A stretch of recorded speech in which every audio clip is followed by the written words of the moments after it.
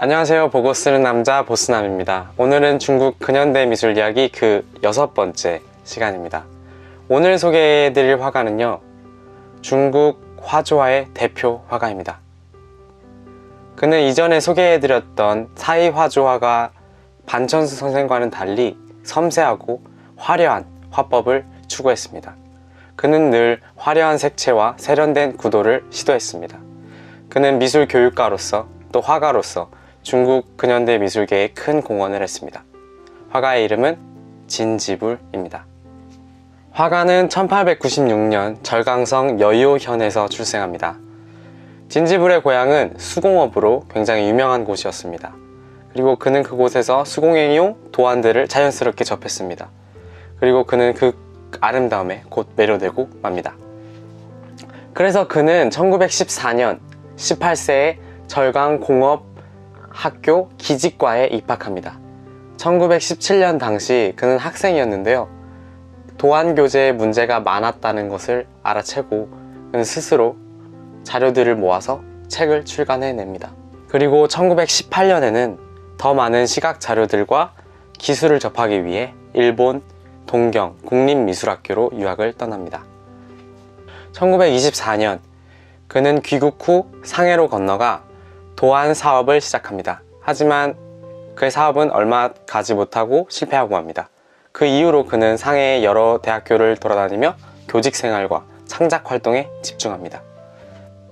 1929년 그는 그간 모아두었던 도안 자료들을 정리하고 도안이라는 책을 출간합니다. 1942년 이후로는 국립중앙예술학교 교장, 중앙대학 교수, 남경예술학교 부원장 등을 역임합니다. 1961년 가을 그는 중국 공예미술사 교재 편찬을 준비합니다. 같은 해에 중국 우정국으로부터 우표 제작을 의뢰받습니다. 1962년은 그에게 있어서 정말 바쁜 한 해였습니다. 그는 전국 이곳저곳을 다니며 학회 활동을 다녔고요, 또한 창작 활동에도 주력했습니다. 그러던 와중에 그는 병세가 악화되었고 결국 무리로 인해 세상을 뜨고 맙니다. 진지불 선생의 예술을 3가지 키워드로 살펴보고자 합니다. 그 첫 번째 키워드는 바로 공필 화조화의 부활입니다. 중국 화조화는 매우 긴 역사를 가지고 있습니다. 상고시대부터 이미 꽃과 새 모양의 기물 장식이 있었고요, 당나라 시기에는 꽃과 새가 회화의 주요 소재가 됩니다. 화조도가 독자적인 한 장르로 분류된 것은 5대에 이르러서였습니다. 이 시기의 대표 화가로는 황전부자, 서희가 있습니다. 그들은 정교하고도 사실적인 높은 수준의 화조도를 그렸습니다. 특히 서희는 꽃과 새의 자연스러운 조화를 추구했습니다. 붓끝을 가늘게 하여 그리는 것뿐만 아니라 굵고 짙은 먹색을 임의로 사용하여 자연스러움을 추구했습니다. 후에 서희의 화풍은 공필화조와 사이화조 두 유파로 분리되어 발전해 갔습니다. 이 두 유파는 형식과 수법이 서로 다르지만 내용상으로는 모두 뜻을 표현하는 공통점이 있습니다. 공필화는 정교하고 세밀한 붓의 묘사에 중점을 두어 사이하는 것이고, 색을 나타낼 때 붓의 사용은 능동적이고 생동적일 것이 요구되었습니다. 사이화는 붓으로 그리되 그 뜻 표현을 중시하는 것입니다. 그러나 결코 함부로 그리는 것이 아닙니다. 화가의 뜻에 따라 강조하고 싶은 부분을 더 돋보이게 하는 것입니다. 이 두 유파는 각기 발전하면서 수준이 비슷했습니다. 그러나 후세의 문인들은 그림을 그림에 있어서 뜻의 표현에만 치중하고 정성 들여 그리는 것을 경시했습니다. 색보다 먹으로 그린 그림을 중시하여 색을 화려하게 쓰는 화조화 등이 오랫동안 냉대를 받아오게 되었죠. 진지불은 고대의 도안을 연구하는 중에 많은 공필 화조화를 접했습니다. 정교하고 자세한 선묘사와 생동적인 색감의 공필 화조화는 진지불의 마음을 크게 사로잡았습니다. 그는 사이화조에 묻혀 오랜 동안 경시되던 공필화조를 다시 살리기로 마음을 먹었습니다. 화가는 이 목표를 이루기 위해 확고한 창작 원칙에 따라 작업을 진행합니다. 바로 두 번째 키워드는 확고한 창작 원칙입니다. 진지불은 공필화조와 창작을 할 때 첫 번째로 그 의미를 자아내는데 매우 신중했습니다. 그는 그의 그림이 단순히 무미건조하고 생명감 없는 도안에서 끝이 나길 원하지 않았습니다. 그는 작품 속 대상들이 만들어내는 이야기가 재미있고 생기발랄하기를 원했습니다. 그래서 늘 그림을 그리기 전에 뜻을 먼저 생각했습니다. 석류나무 아래에서 새끼들을 돌보는 암탉, 꽃 사이를 날아다니는 꿀벌, 봄날의 목련꽃, 여름의 연꽃, 가을 국화, 겨울의 매화가 서로 달랐으며 모두 생기발랄하고 아름다웠습니다. 두 번째로 그는 사생을 중시했습니다.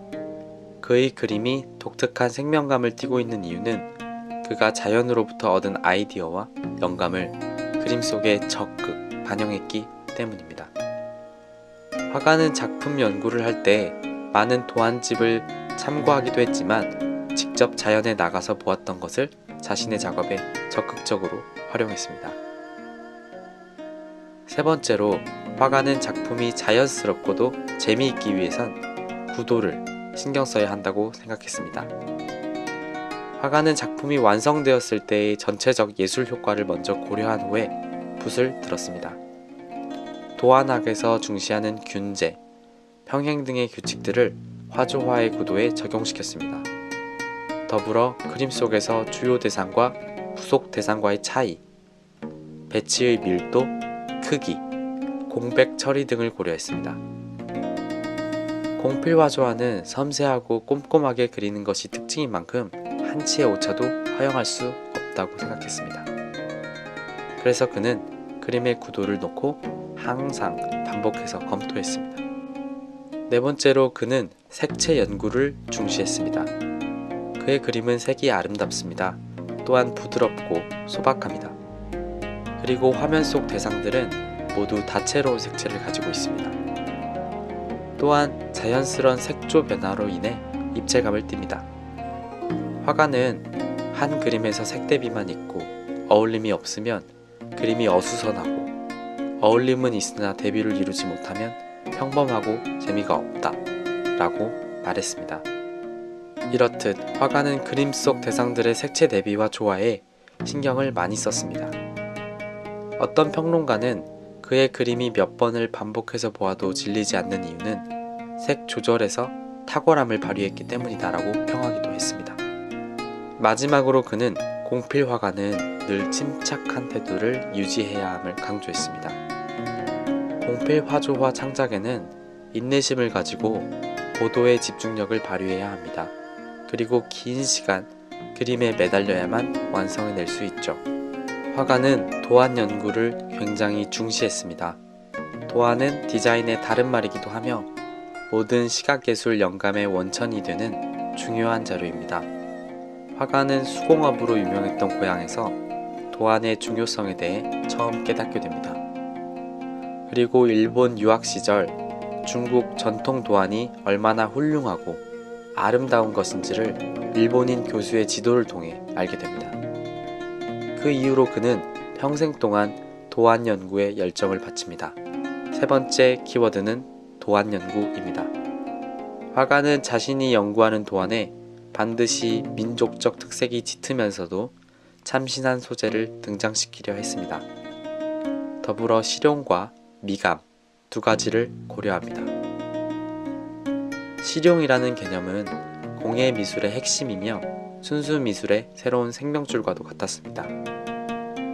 화가는 이전에 도안 연구는 반드시 실용과 미라는 두 가지 요소에 공을 들여야 한다 라고 말했습니다.